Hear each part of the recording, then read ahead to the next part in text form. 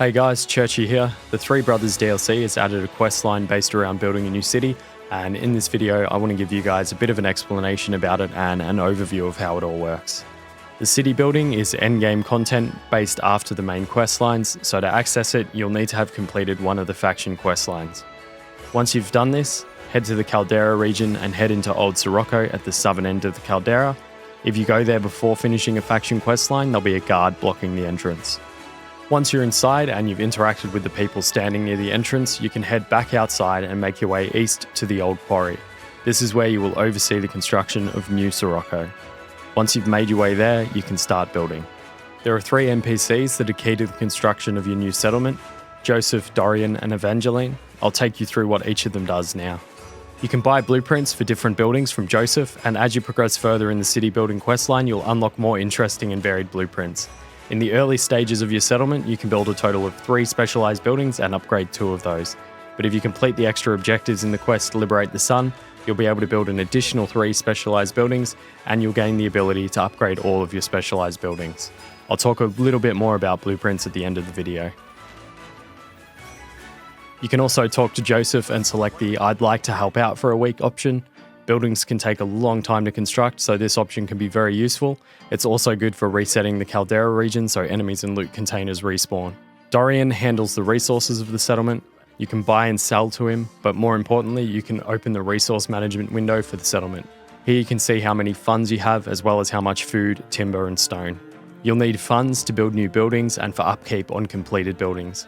The various shops you can build will generate funds for your settlement, and if you get a city hall, it will generate funds based on how many houses your settlement has. You can also trade silver and gold ingots for funds, and can use funds to buy the other settlement resources. An interesting side note, once you've built the city hall, Joseph, Dorian and Evangeline will move from their spot near the trees and will now reside within the city hall. Food can be bought with funds, or you can trade travel rations for food. Food can also be generated from the hunting lodge. The lodge can be upgraded to a hunting guild and then hall to generate more food per day. Food is initially capped at 500. Houses will drain your food stores by 5 units per day, so it's important to make sure your settlement is generating enough food to supply your houses. Stone is required for the construction of buildings. It can be bought with funds or generated from the mason's workshop. The workshop can be upgraded to the stonecutter guild and then hall to generate more stone per day. The stone resource is initially capped at 200. Timber is also required for the construction of buildings. It can be bought with funds or generated from the woodcutter's lodge. The lodge can be upgraded to a carpenter guild and then into a hall to generate more timber per day. Timber is also initially capped at 200. In the resource menu, you can also hover over each resource to see which buildings in your settlement are providing or draining the resource. One useful blueprint that you'll gain access to as you progress in the quest line is the warehouse, which will let you upgrade your stockpile. This increases the food, timber and stone caps to 2,000. Other than the houses and resource generating buildings, each new building will need some kind of rare resource to allow construction to begin. To acquire these resources, you'll need to turn in unidentified mole pig samples, unidentified plant samples and unidentified ore samples to Evangeline, and she will then analyse the samples and you'll have a chance to get some funds, food, timber or stone, or if you're lucky, you'll get one of the rarer materials and hopefully it'll be one of the ones that you need to build something that you want. You can find the samples as harvestable nodes in the Caldera region and its many dungeons. The mole pig node requires a fishing pole or spear to harvest, and the plant and ore samples can be harvested with a mining pick.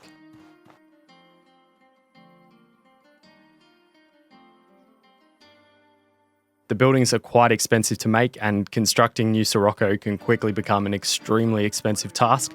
That's why it's important to pace out the construction process and balance your choice of buildings so that you have a settlement that generates funds and isn't draining funds or other resources too heavily.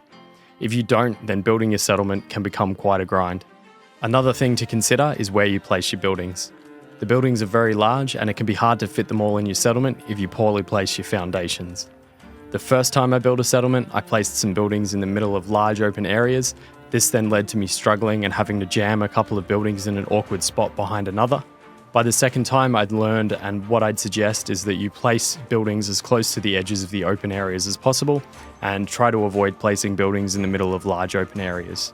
Another tip would be that if you want to be very efficient and you're going to be building the city hall, make sure you place it near the entrance to New Sirocco.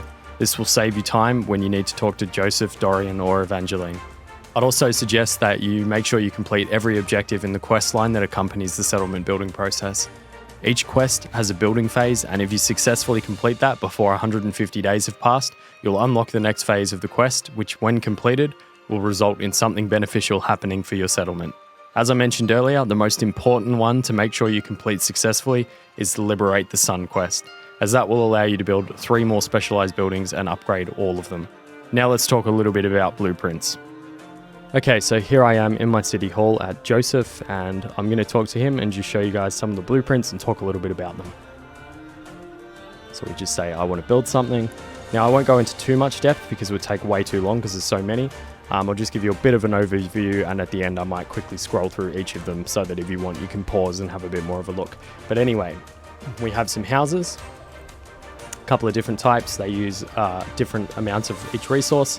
And the important thing to note is that they cost 5 food per day to upkeep, and they'll increase your housing by 1. Then you have your resource generation buildings. So you've got 1 for food, 1 for stone, and 1 for wood. And these can be upgraded. There's 2 tiers of upgrades for each.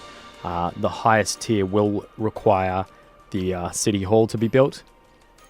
The other important thing to note is that as you increase each one, yes, they'll provide more of whatever resource, but they will cost more funds to upkeep, and they'll have higher construction requirements. So that's those, and then these are the more interesting buildings. So you've got your alchemist shop, potions, magical items, grenades, and this is also where the rarer, more unique materials start to come into play. So this one needs petrified organs, and then you've got upgrades for some of these. The alchemist shop has the Fletcher's workshop, requires chromium shards and a lot of funds.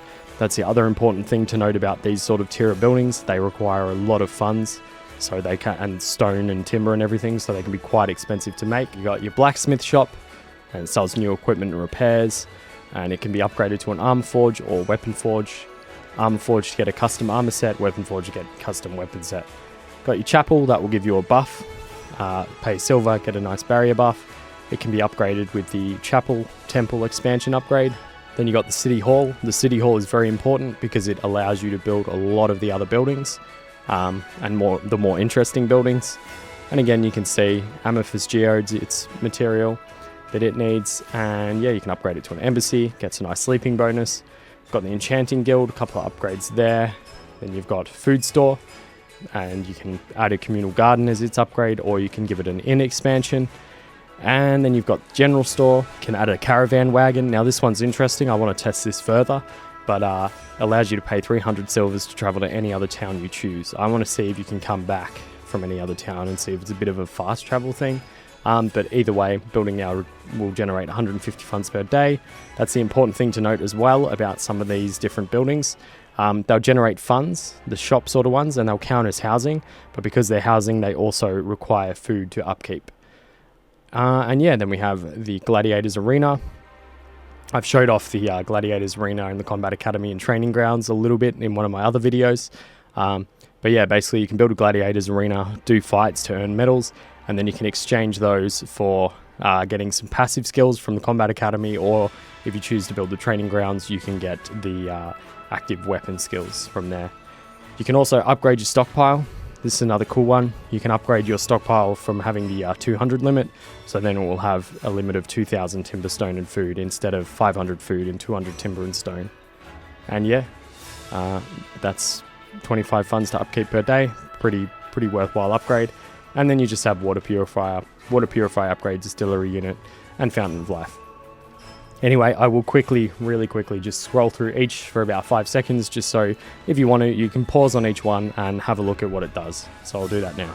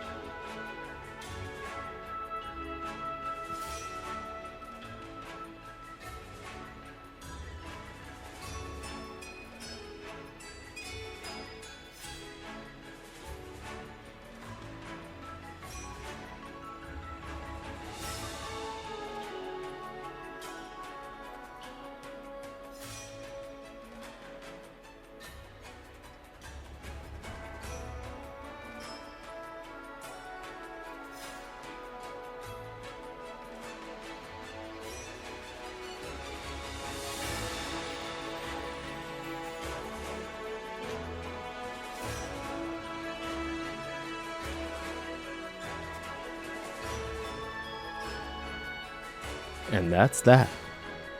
Anyway, that's about it for city building. It can be quite a grind, but there are ways to make it easier. I did find a way to generate infinite funds, but I'll cover that in another video. I still have a lot of buildings to try out and a bit more experimenting to do. I think that overall building up New Sirocco is a satisfying process and it gives you a lot of cool rewards and gear. It and the Caldera region are great playgrounds for endgame characters. That's it for this video. Thanks to the legends supporting me on Patreon, and thank you for watching. Have a good day or night, whichever it may be, and I'll see you in the next video.